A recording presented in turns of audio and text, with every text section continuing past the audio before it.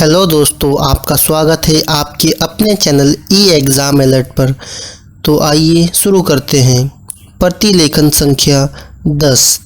सभापति महोदय, आज हमारे देश में जो ऊपर से लेकर नीचे तक शिक्षा दी जा रही है उसमें व्यवस्था ही एक कारण है, जिसकी वजह से शिक्षा का स्तर गिरता जा रहा है।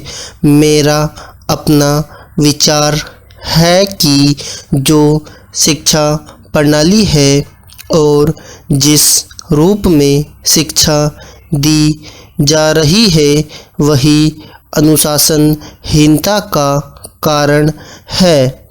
अपने देश और प्रदेश में हर एक की अपनी अपनी भाषा है और वह बालक जो इस देश में पैदा हुआ है, जो अपनी मातृभाषा की गोद में पला है, उसको यदि अपनी मातृभाषा में ही शिक्षा दी जाए तो मेरा विचार है कि शिक्षा का स्तर ठीक हो सकता है।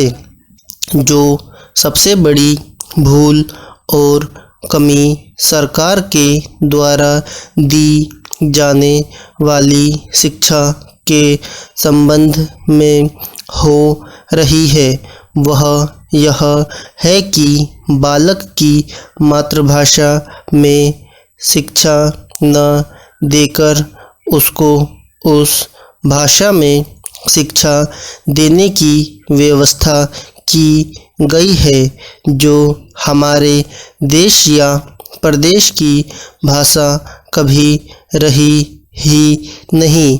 मेरा अभिप्राय विदेशी भाषा अंग्रेजी से है।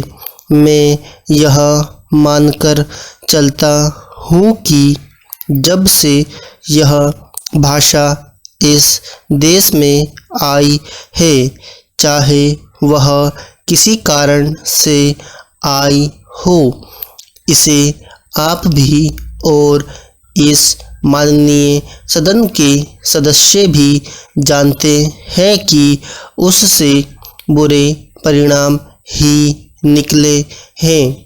कोई भलाई नहीं हुई है। इस देश को जो हानि हुई है वह किसी से छिपी नहीं है। हम देख रहे हैं कि हमारे यहाँ जितना फैशन बढ़ रहा है और जितनी वेशभूषा बिगड़ रही है वह सब अंग्रेजी भाषा के ही कारण है। जिस समय यहाँ पर अंग्रेज़ों का राज्य था, प्राय यह देखने को मिलता था कि वे लोग जो विशेषकर के किसी न किसी तरह से सरकारी पक्ष के ही होते थे, अंग्रेज़ों से मिलने के लिए जाते समय अंग्रेजी वेशभूषा का ही प्रयोग करते थे। परंतु यह इस प्रदेश और इस देश का दुर्भाग्य है कि अंग्रेज़ों का राज्य समाप्त हो जाने के बाद भी लोग उनकी वेशभूषा को पहनते चले जा रहे हैं।